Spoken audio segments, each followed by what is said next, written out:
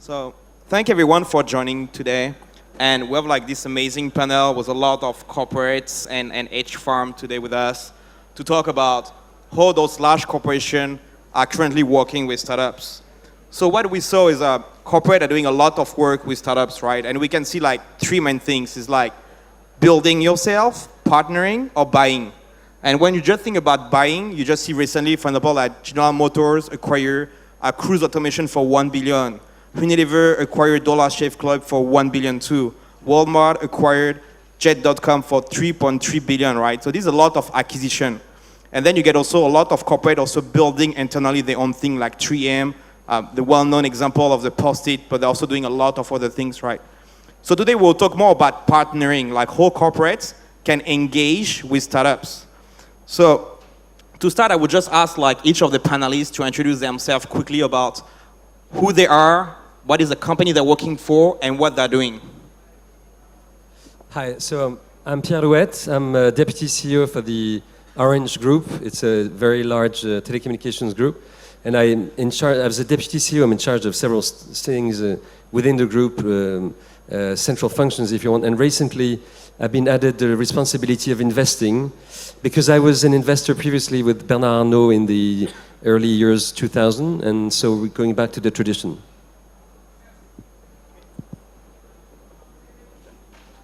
Hello? Okay. Hi, everybody. My name is Maurizio. I'm one of the two founders of H-Farm. H-Farm is a platform for, let's say, innovation. Basically, we blend education. We have school from preschool to university. Startup. We have an accelerator. We're an accelerator since over 11 years. And this kind of ecosystem is addressed mostly to the corporation.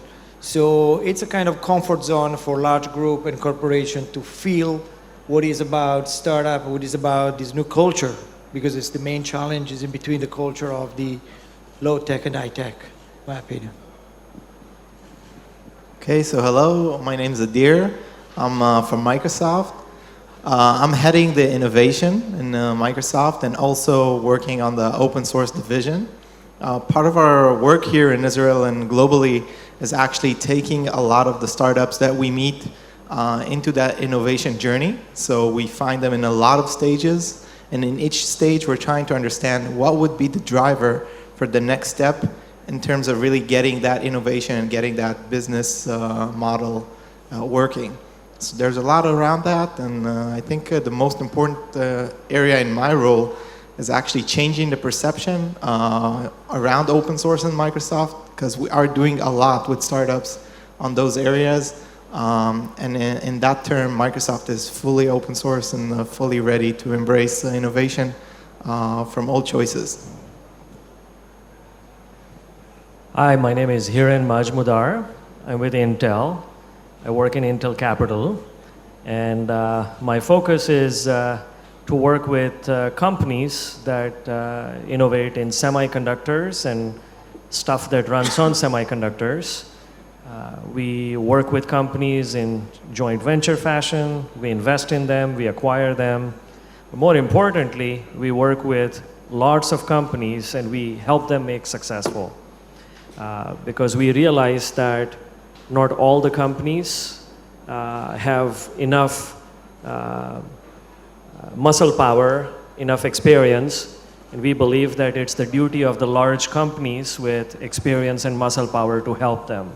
So we are running a very unique small accelerator program in Israel, and we have some good results in terms of helping the companies, whether they help Intel or not, and we'll talk more about it.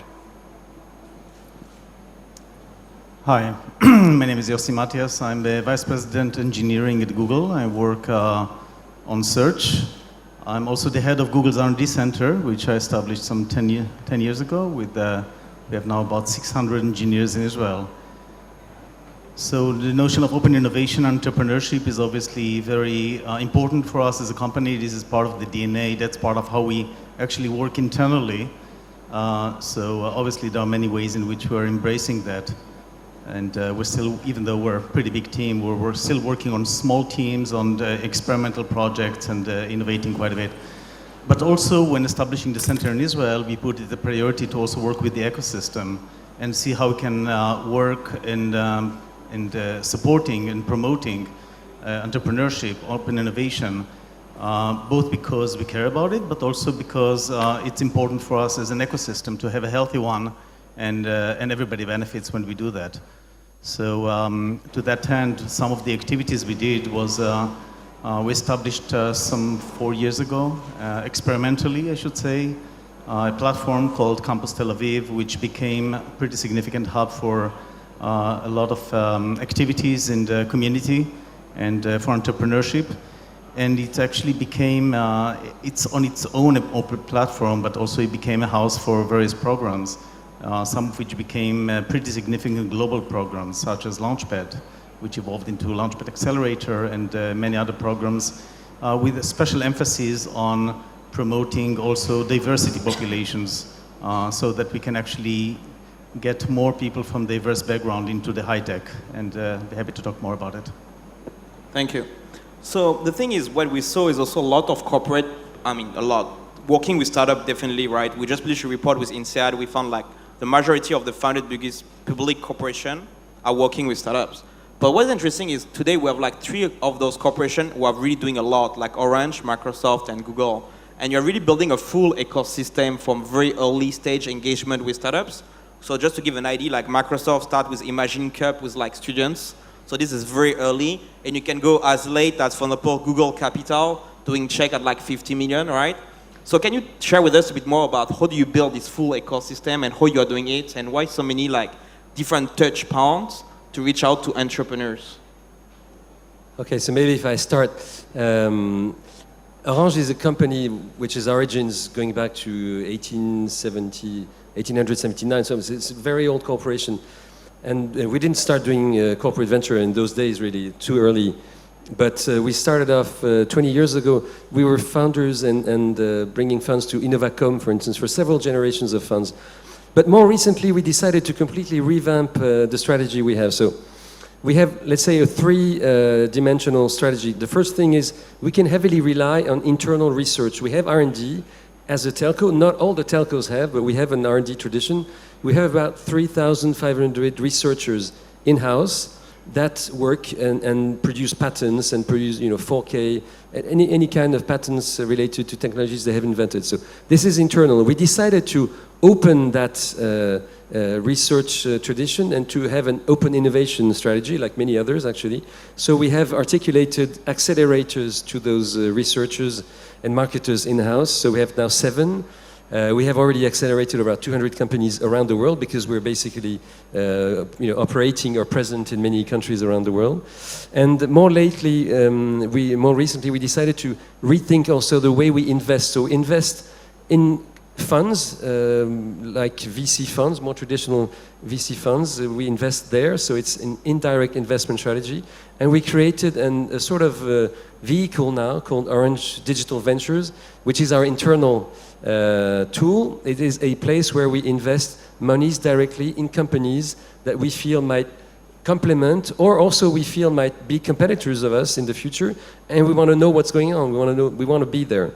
So really, when it comes to what I understand actually from corporate VC, and we don't have such a long-standing tradition, I guess, as Intel, which is one of the models, or Microsoft and Google now.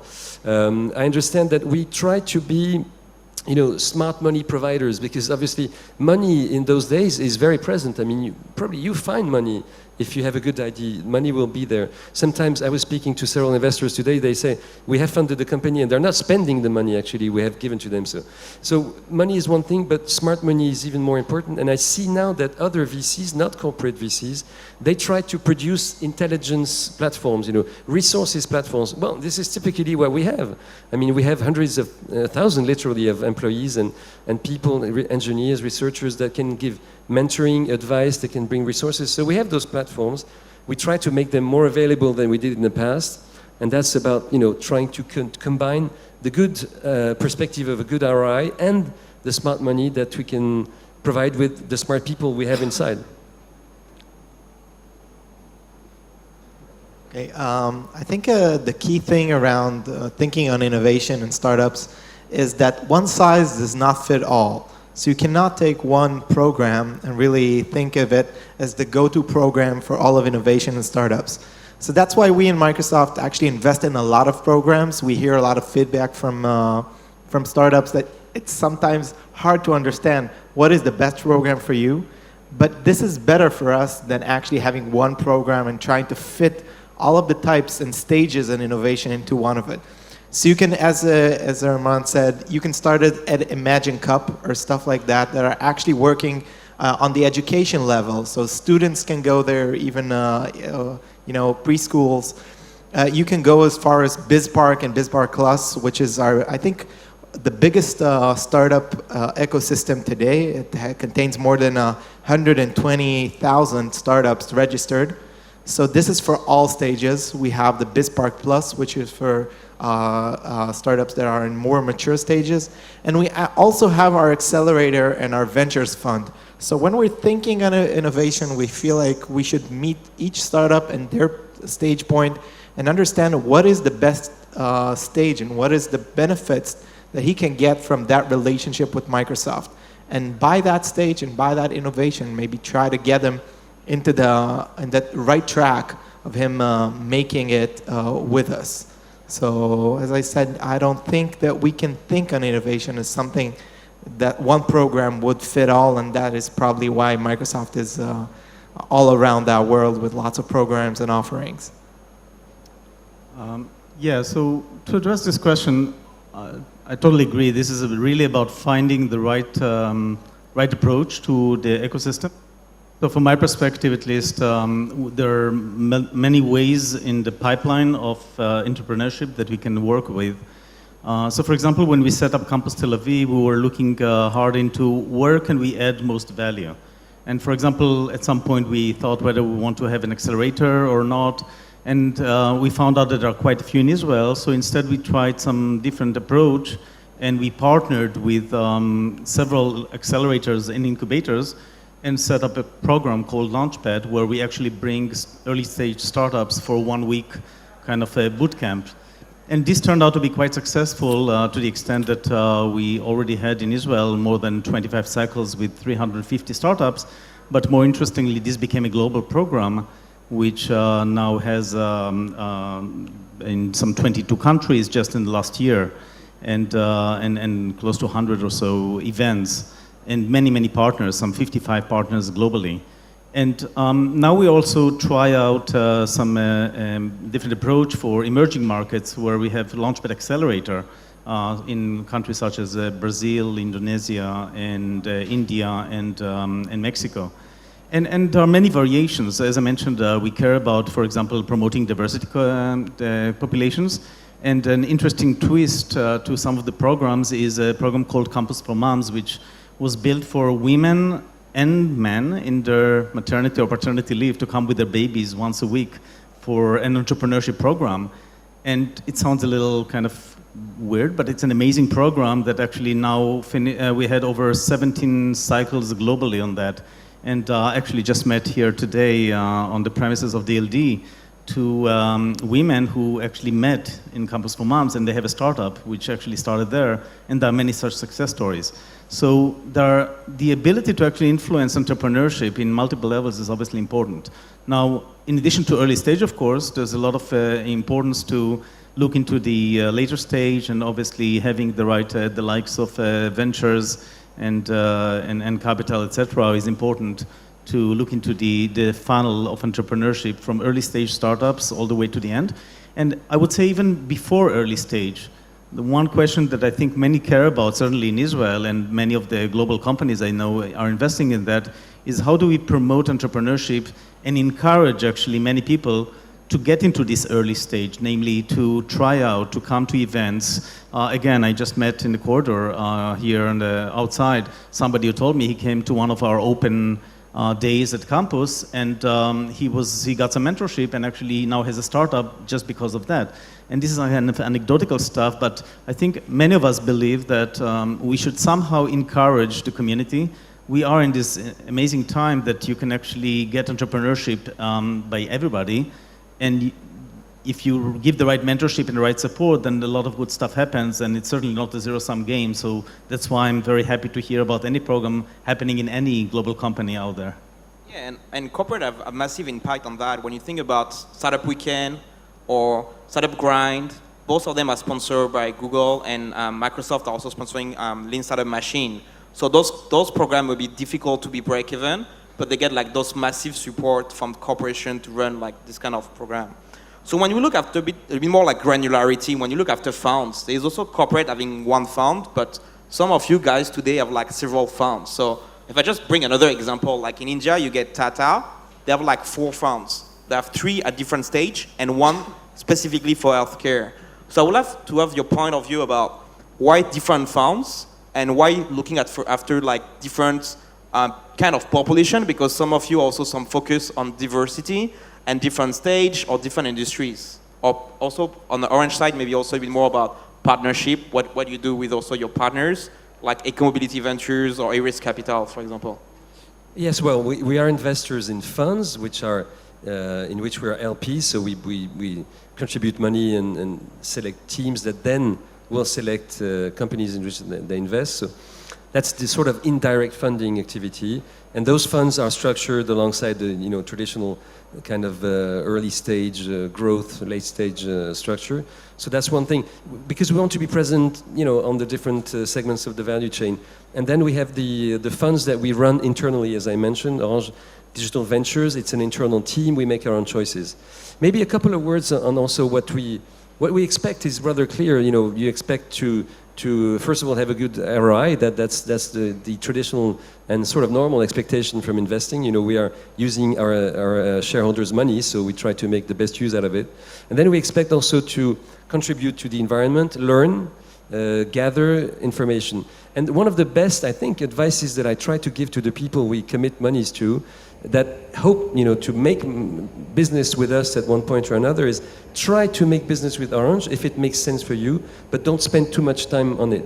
So I'm always telling them, don't get exhausted running from one person to another. We're a big corporation, maybe too big in some ways, too many people interested in so many things at the same time. So make a couple of appointments. If it makes sense, it will happen. Otherwise, go. Live your life. We will fund you, but become big outside. We're not trying to make it happen within our own environment, our own world. I want those companies and those entrepreneurs to get out and create great companies, and then it will be partially what we expected, the ROI, and nothing strategic, no strategic relationship, and that's it. It's really no worries for me. We can go in those 2 directions at the same time. Yeah. So let me talk about the diversity fund that Intel announced almost a year ago. So our CEO analyzed what is the situation with diversity. And first and foremost, he looked at our company. He looked at our employment just inside the company. And he found that we don't have a representative sample of diversity. And diversity is defined in many ways. It's defined as underrepresented minority, it's defined as underrepresented gender, all of that. And then he took the most ambitious public company goal ever to reach the parity of diversity by 2020. As he went about analyzing this and taking this ambitious goal, we also realized from Intel Capital perspective that as we look at the startup ecosystem around the world, we don't see enough diversity-led companies. We don't see enough diversity founders.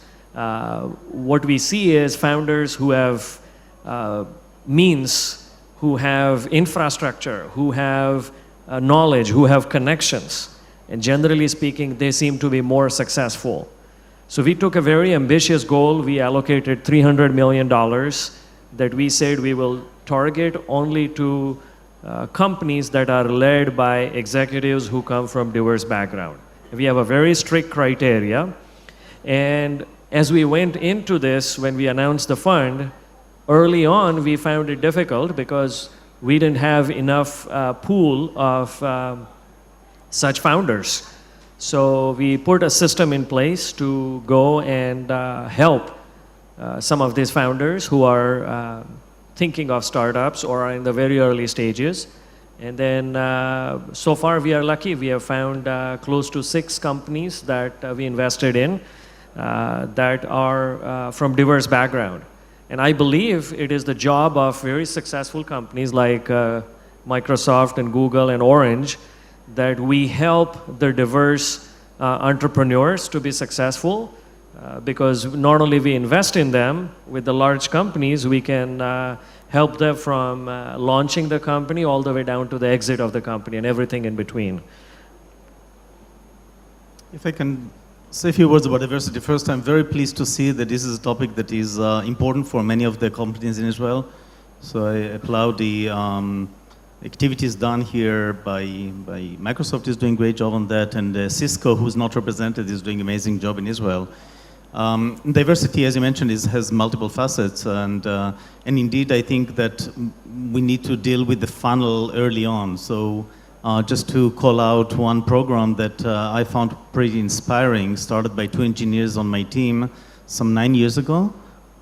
They came to me, the first female engineers that we hired in Israel, and they said they want to do something about the fact that in all their life and career, they are mostly surrounded by men. And they observed that the place to influence is really typically the age of 14, 15, because many of the choices about majoring in STEM, in science, technology, and etc., computer science is taken. And the general tendencies for only the population that we typically see are to go there. So they started this program, which is, and really we looked into how to have a scalable program. So we tried out the program that turned out to be very effective, and I encourage others to, some are doing related, but encourage others to also take. It's called Mind the Gap, and it's all about inspiring girls, high school girls, to take science and technology. And it turns out that this is very effective if you pay some attention. So this program became global with over 10,000 girls worldwide now. And you see that it makes a difference once you have role models and some interaction. But obviously women is not the only diversity. So for example, in Israel, obviously the Orthodox engineers is is kind of a minority in high tech. And again, I applaud the efforts of Kamatech and others. And we just had a kind of a trial pilot for teaching Android women, Orthodox women, so that we can actually raise them into the high-tech industry.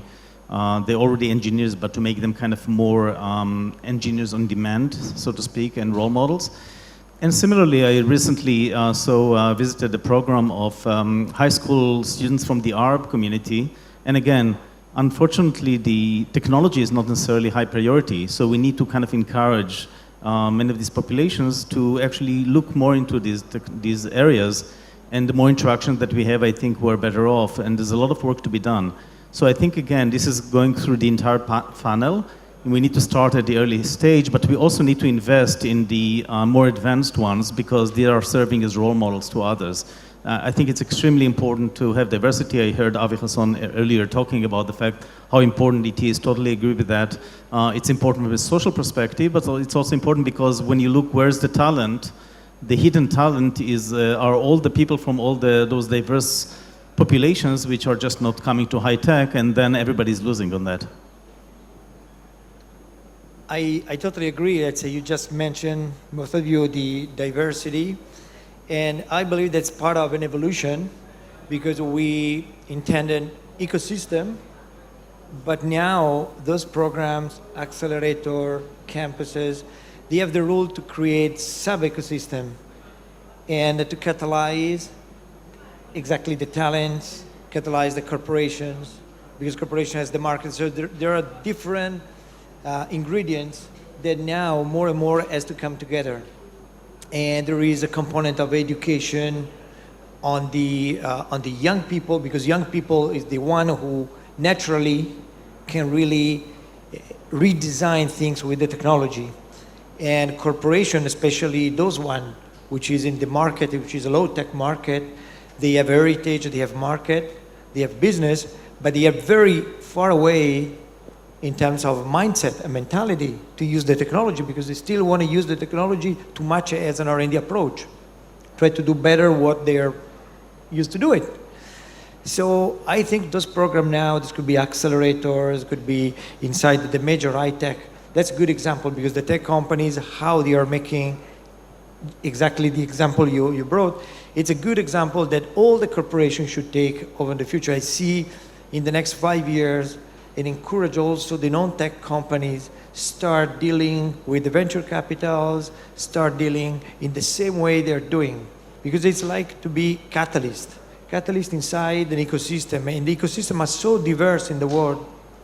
In Europe, an example is Europe looks like 5 or 6 different ecosystems, completely different with different cultures. That's in a range of 1,000 kilometers. Even much more diverse than in the US. So this is some value where we need to focus. Maybe just to add to that, I think diversity is actually an opportunity, but we have to scale on that opportunity. So what we see on Microsoft is, and I think this is key for understanding how to really leverage this, is to define the KPIs for each engine. So when you think about different innovation and different engines, each engine has to be a very transparent KPI for what is it that we're trying to do with that vertical, with that segment, with that diversified employees.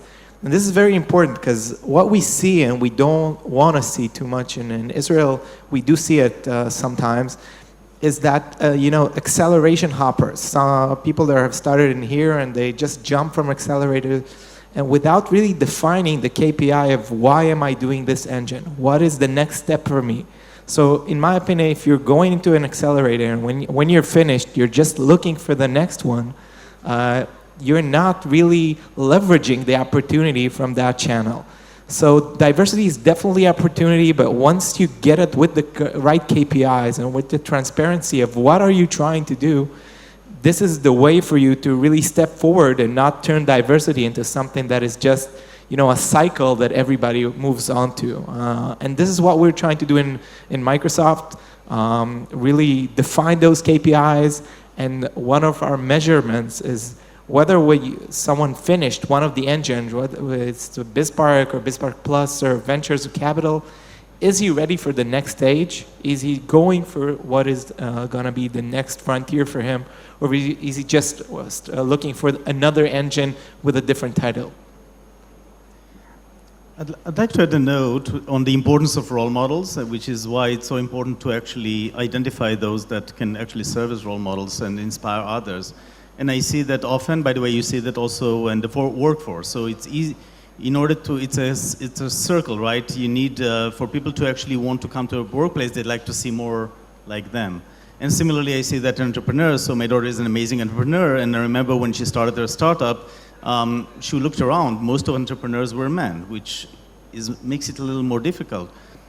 And another note, which I think is very inspiring, is to see what teenagers can do today, which is pretty amazing. So when you see hackathons and all that stuff, and some of them kind of approach me here in the conference, but I see the kind of the power that today with open platforms, and we're talking about open innovation, with open platforms, open technologies, and having the kind of community support, you get teenagers actually going on and develop startups and or coming over a weekend and develop some amazing technologies.